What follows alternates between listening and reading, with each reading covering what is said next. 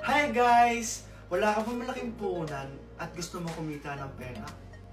May bagong app ako na na-discover. Ito ang Sitaw app. Hindi mo na kailangan ng stock rooms at malaking warehouse para sa mga item na ibebenta mo.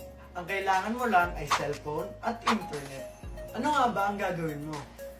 I-download mo lang ang Sitaw app or mag-visit sa sitaw.com. Dito sa Sitaw, ikaw ang magiging reseller ng mga items nila. Take note, hindi mo kailangan agad bayaran yung mga items nila. Simple lang ang gagawin mo.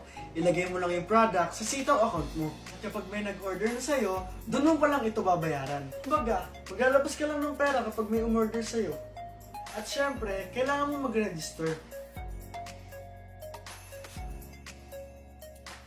Maglagay ka ng shop name mo at i-type mo ang referral code ko. At sa baba nito, ilagay ang inyong information.